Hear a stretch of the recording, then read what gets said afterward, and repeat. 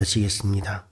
하나님 아버지, 하나님께서는 우리에게 지금까지 많은 은혜를 베풀어 주셨고, 그리고 또한 앞으로도 우리는 하나님의 은혜가 있어야만 함을 고백합니다. 전능하신 하나님 아버지, 오늘도 우리를 불쌍히 여기시고 인도하시고 우리에게 기도의 문을 열어주시며 우리의 모든 삶 가운데서 하나님의 은혜를 더하여 주셔서 하나님의 영광과 강체가 우리를 통하여 세상에 오늘도 드러나서 우리가 세상의 소금과 빛이 되는 하루가 되게 하여 주시기를 원합니다. 오늘도 우리가 말씀 앞에서 싸우니 이 말씀으로 우리를 그렇게 새롭게 창조하여 주시고 새로운 피조물이 되게 하여 주시옵시고 하늘에 속한 자라는 그 영광스러운 이름에 합당한 삶을 살 수 있게 하여 주셔서 우리가 싸워야 하는 모든 어둠과 또한 악한 영과 죄악과의 싸움에서 승리하게 하여 주시고 그 승리를 우리가 볼 뿐만 아니라 또한 온 세상이 보게 하여 주셔서 이 땅에 다시 한 번 더 부흥의 역사가 일어나게 하여 주시기를 원합니다. 전능하신 하나님께서 이 시간 홀로 영광 받으시기를 원하오며 예수 그리스도 이름으로 기도드리옵나이다. 아멘. 오늘도 하나님의 은혜가 우리 모두에게 가득하시기를 주님의 이름으로 축복합니다. 이스라엘 백성들이 하나님 앞에 거짓으로 또한 속임수로 그리고 두 마음으로 그렇게 하나님 앞에 나왔다는 것에 대하여 하나님은 책망하고 계십니다. 거짓은 마귀는 거짓의 압이라고 이렇게 이야기하고 예수님께서는 그렇게 말씀하셨는데 하나님이 거룩하심과 같이 너희도 거룩하라고 말씀하셨는데도 불구하고 우리가 거짓과 속임수에 대해서는 그야말로 그것이 얼마나 큰 악인지에 대해서 제대로 이해하지 못하고 있을 때가 많습니다. 언젠가 어떤 청문회에서 보니까 증인이 나와서 그렇게 이야기를 하더라고요. 속은 사람이 바보지 속인 사람이 나쁘냐고 그렇게 이야기하는 것을 들었습니다. 그러니까 이 동양의 문화권에서는 공자의 이야기도 그렇고 삼국지의 이야기도 그렇고 삼국지의 제갈공명에 대한 이야기도 그렇고 이렇게 전쟁 이야기에서 언제나 속이고 속는 그런 부분에 대하여 훌륭한 지혜로운 사람으로 여깁니다. 다른 사람을 잘 속이는 사람을 아주 지혜로운 사람으로 그렇게 여기는 문화가 동양 문화권이고 그 문화가 아직까지도 우리나라에 그렇게 팽배해 있는 것이죠. 그래서 거짓말하는 것이 얼마나 심각한 죄인지에 대해서 우리는 인식하지 못하는데 하나님께서는 마귀가 거짓의 압이라고 이렇게 말씀하시면서 거짓을 말하는 자는 마귀를 압이로 삼는 자라고까지 그렇게 우리에게 이야기하셨습니다. 그렇기 때문에 우리가 항상 진실해야 하는데 거짓의 대상이 사람일 때에도 그렇게 하나님께서 진노하시는데 하나님께 대해서 우리가 거짓을 행하고 있다고 성경은 이야기하고 있습니다. 에브라임, 이스라엘 백성들이 하나님 앞에 거짓으로 그리고 속임으로 그리고 두 마음으로 그렇게 하나님 앞에 대하고 있다고 이렇게 책망을 받고 있는데 이스라엘만 그런 것이 아니라 사실은 예수 믿는 우린 모두가 다 사실은 그렇게 하나님 앞에 속이는 자로 진실하지 못한 자로 그렇게 살고 있는 것은 아닌지 우리가 두려워하는 마음으로 우리를 돌아보아야 할 것입니다. 에브라임은 바람을 먹으며 동풍을 따라가서 종일토록 거짓과 포악을 다하여 아수르와 계약을 맺고 기름을 애굽에 보내도다. 여호와 하나님께 바라고 섬겨야 할 그 모든 좋은 것들을 에브라임을 침략하고 멸망시킬 나라들을 섬기는데 사용하고 있는 어리석은 그런 일을 지금 책망하고 있는 것이죠. 애굽도 틈만 나면 이스라엘을 짓밟았고 그리고 아수르는 결국은 이스라엘을 멸망시킬 나라인데 그런 나라들을 물질로 뇌물을 주어서 그 나라들의 마음을 얻어서 생존하겠다라는 그런 생각을 하고 있는 것이죠. 잘못된 생각입니다. 그렇게 뇌물을 줌으로 말미암아 나라를 지키는 그런 일은 있을 수가 없습니다. 상대방과 좋은 관계를 맺는 것은 좋은 일이겠지만 우리를 삼키려고 하는 그런 나라들에게 대하여 우리가 굽히면 굽힐수록 그들은 더욱더 우리에게 대하여 기세등등하게 삼키려고 드는 것이 인지상정입니다. 이스라엘이 그런 어리석은 지금 선택을 하고 있는 것이죠.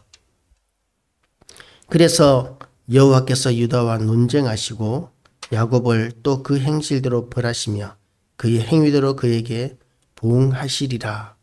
하나님께서 그 행한 대로 우리를 보응하신다 라고 이렇게 말씀하십니다. 행한 대로 갚으신다. 하나님의 은혜, 우리는 은혜의 시대를 살고 있습니다. 예수 그리스도로 말미암아 우리의 행한 대로 우리에게 갚지 않으시는 하나님이시기 때문에 은혜의 하나님이시라고 이렇게 이야기합니다. 그런데 우리가 예수 그리스도로 말미암아 구속과 죄사함을 받았고 그리고 구원을 얻었지만 그러나 우리의 행위가 우리의 구원과 아무런 상관이 없을까요? 상관이 없다고 이야기할 수도 있겠지만 그러나 실질적으로 우리의 믿음의 수준이 삶으로 드러나지 않는다면 그것을 믿음이라고 이야기할 수 있을지에 대해서 우리는 인식할 수 있어야 합니다. 정말 우리의 믿음이 맞는 것이냐, 하나님께서 인정하시는 믿음이냐, 그것이 드러나는 것은 우리의 삶입니다. 우리의 삶으로는 믿지 않는 자와 똑같이 그렇게 행하면서 말로는 믿는다고 이렇게 이야기하는 것이 그것이 참된 믿음이라고 이렇게 이야기할 수 없다고 성경은 이야기하고 있습니다. 행함이 없는 믿음은 죽은 믿음이니라. 말로만 하는 믿음은 죽은 믿음. 죽은 믿음은 뭐냐 하면 믿음도 아니라는 말입니다. 믿음도 아닌 것을 가지고 하나님을 속이는 것을 가지고 우리가 구원을 얻을 수는 없습니다. 우리가 물론 완전히 거룩하게 살 수는 없지만 그러나 진실해지고 거룩해지기 위해서 몸부림치는 모습이라도 있어야 그것이 믿음이라고 이야기할 수 있는데 그런데 나는 죄인이기 때문에 나는 연약하기 때문에 세상이 악하기 때문에 이렇게 살 수밖에 없어 라고 이렇게 이야기하면서 우리의 죄악을 또한 거짓을 합리화하는 모습들은 하나님 앞에 결단코 용납될 수 없습니다. 그것은 하나님을 속이고자 하는 시도로 성경은 받아들여지고 있습니다. 하나님께서는 이런 것들을 거짓으로 속임수로 그리고 두 마음으로 하나님께 대하는 것이라고 말씀하고 있습니다. 하나님께서는 이스라엘에게 대하여 크신 사랑으로 베풀어 주셨습니다. 언제나 크신 사랑으로 대해 주셨습니다. 야곱은 보잘것없이 태어났습니다.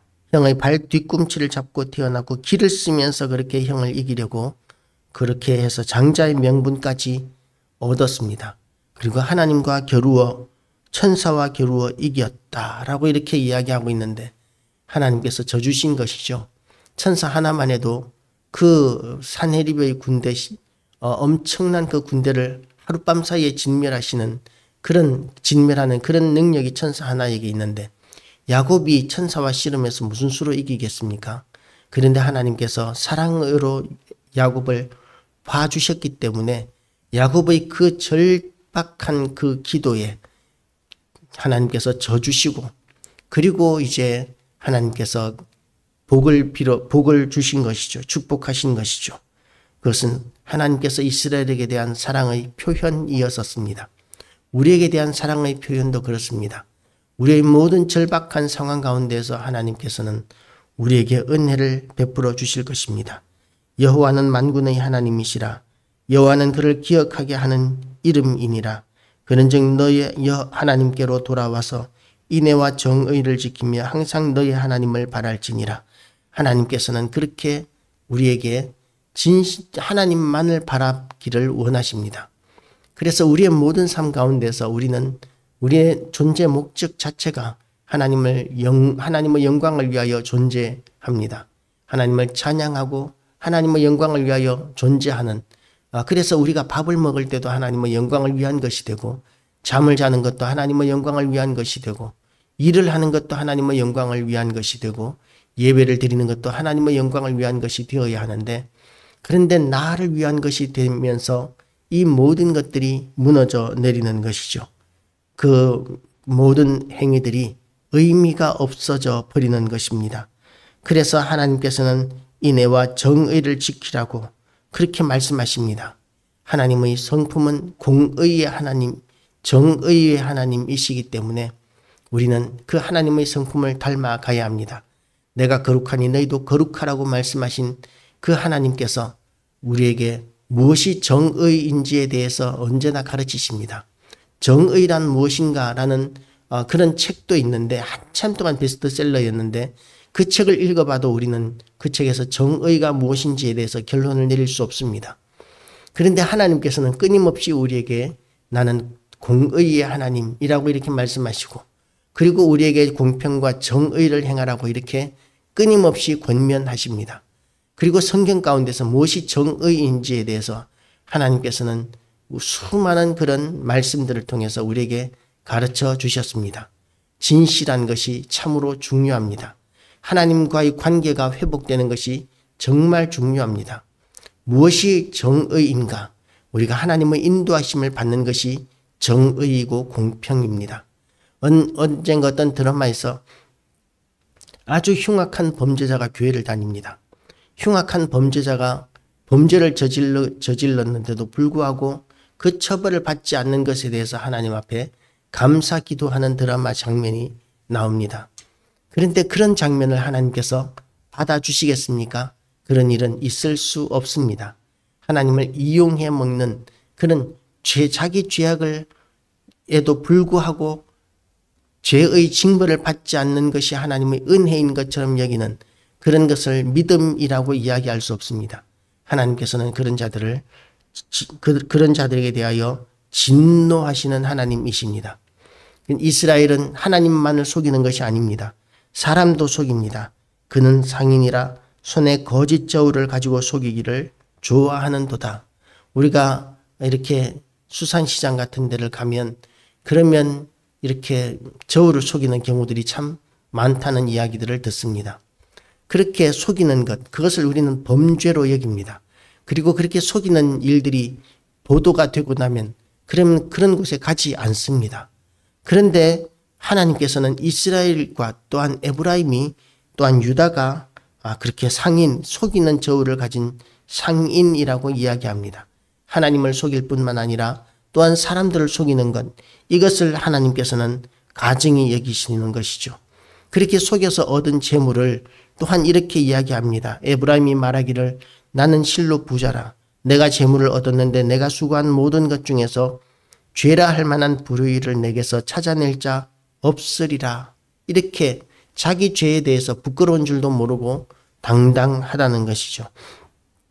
그런데 하나님께서는 이 모든 것을 다 알고 계십니다. 그렇기 때문에 이런 거짓된 불을 쌓아 올려서 그것으로 하나님 앞에 제사 드리고 예배 드리는 것을 하나님께서는 결코 받지 않으십니다. 쓰레기 무더기, 돌 무더기처럼 그렇게 여기시는 하나님이십니다. 우리의 모든 행위를 아시는 하나님 앞에서 정직하고 진실하신 하나님 앞에서 오늘도 우리가 거룩함과 진실함을 회복하는 우리 모든 교회와 성도들 되셔서 하나님을 닮아가고 하나님을 기쁘시게 해드리는 하루가 되시기를 주님의 이름으로 축복합니다. 기도하시겠습니다. 하나님 아버지, 오늘도 하나님의 은혜 가운데 우리가 하루를 시작하고자 합니다. 우리의 하루를 살아가는데 때로는 우리가 불가피하게 거짓을 선택해야 할 때도 우리에게 있음을 고백합니다. 하나님 아버지, 그러나 우리가 그렇게 불가피하게 거짓말을 해야 할 때라도 그것이 결코 죄로 말미암은 것이 되지 않게 하여 주시고 우리가 사람을 살리는 일, 생명을 구하는 일 말고는 우리의 이익을 위해서나 또는 탐욕을 위해서나 다른 사람에게 해를 끼치기 위한 그런 거짓을 결코 행하지 않게 하여 주시옵시고 하나님이 거룩하심과 같이 우리도 거룩한 하루가 되게 하여 주시고 그렇게 살 수 있는 능력을 또한 우리에게 부어 주시옵시고 환경도 하나님, 우리가 그런 거짓의 유혹을 받을 시험의 상황에 결코 서지 않도록 하나님 우리를 붙들어 주시고 인도하여 주시옵소서.